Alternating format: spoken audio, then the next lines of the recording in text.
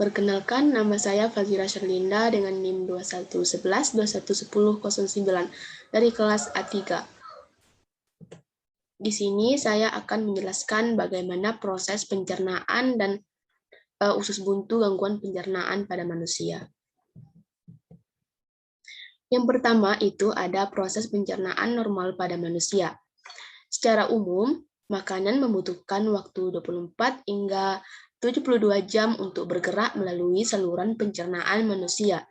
Waktu yang tepat tergantung pada jumlah dan jenis makanan yang kita makan.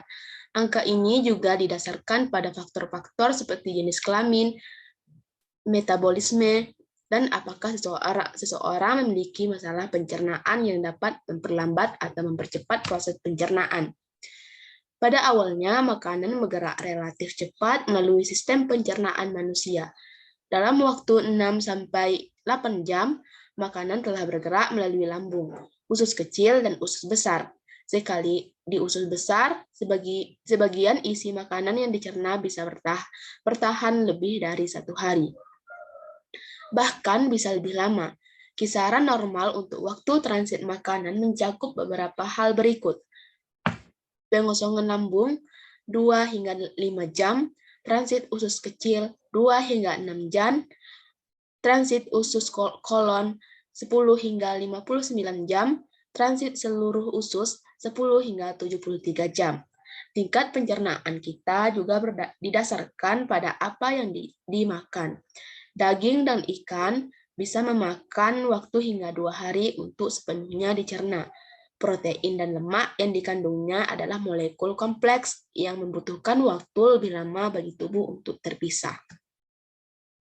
Kemudian ada pun tahap proses pencernaan normal pada manusia. Yang pertama, proses pencernaan manusia yaitu melalui mulut. Makanan pertama kali masuk melalui mulut. Di dalamnya terjadi proses pencernaan secara mekanik dan kimiawi. Untuk proses pencernaan mekanik dilakukan oleh gigi, sedangkan proses pencernaan kimiawi dibantu oleh beberapa enzim seperti enzim amilase, ketialin, dan juga enzim meltase. Kemudian setelah melalui mulut, proses pencernaan berikutnya yaitu melalui kerongkongan. Setelah diproses melalui mulut, selanjutnya makanan menuju ke kerongkongan terlebih dahulu sebelum mencapai lambung. Di kerongkongan terdapat gerakan peristaltik atau seperti meremas-remas, gunanya untuk mendorong makanan menuju ke lambung. Selanjutnya, selain di mulut, proses pencernaan secara mekanik juga terjadi di dalam lambung. Ketika makanan dihaluskan oleh gerakan otot-otot lambung, pada lambung terjadi pula proses pencernaan secara kimiawi melalui enzim-enzim. Ada enzim pepsin yang berfungsi mengubah protein menjadi asam amino, enzim renin yang berfungsi mengubah protein menjadi kasein, dan juga HCI atau asam klorida yang berfungsi memecah protein serta melawan virus dan bakteri yang masuk melalui sistem pencernaan. Kemudian dari lambung, makanan yang sudah diproses di lambung menuju usus halus. Usus halus terdiri dari 3 bagian, yaitu duodenum atau usus 12 jari, jejunum atau usus kosong, dan ileum usus penyerapan.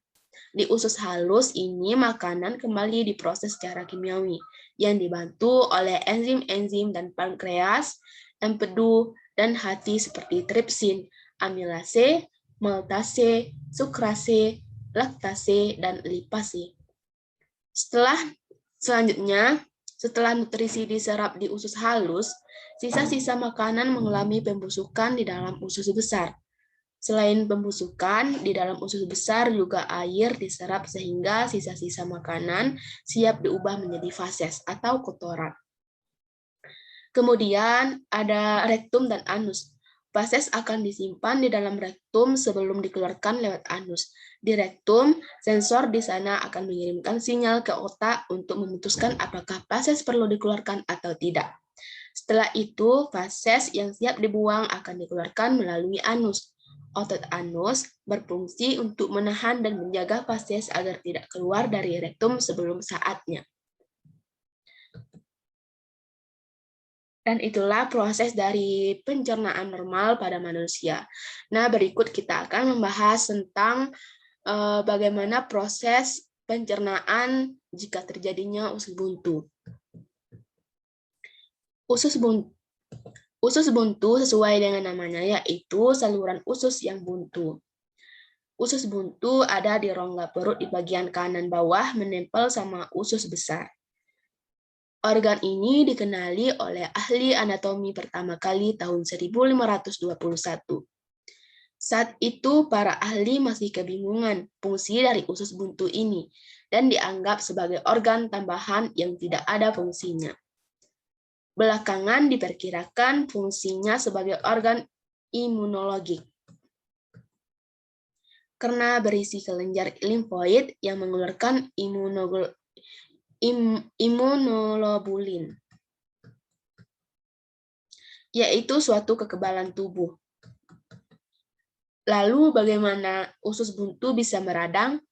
Penyebab usus buntu meradang sebagian besar karena ada sumbatan di usus buntu. Sumbatan ini bisa disebabkan tinja yang keras.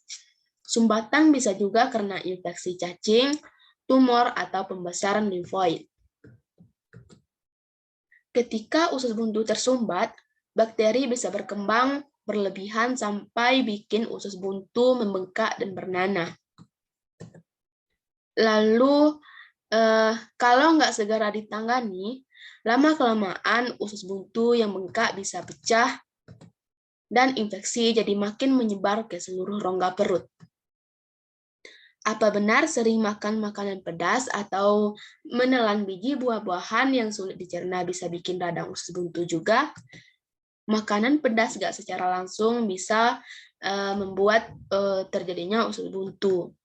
Tapi makanan pedas bisa menyebabkan gangguan pencernaan dan nyeri perut yang menyerupai gejala awal dari radang usus buntu.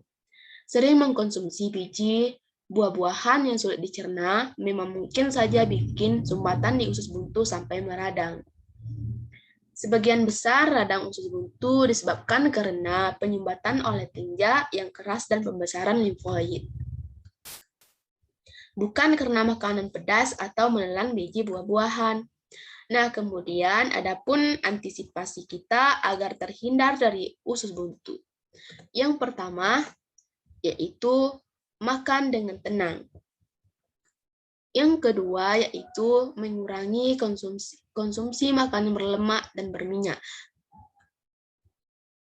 Yang ketiga, yaitu konsumsi air putih yang secukupnya. Kemudian yang keempat, itu ada mengkonsumsi makanan kaya serat. Dan yang terakhir, yaitu rajin berolahraga.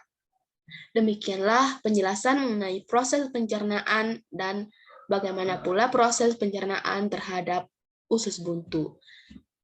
Saya akhiri dengan wassalamualaikum warahmatullahi wabarakatuh.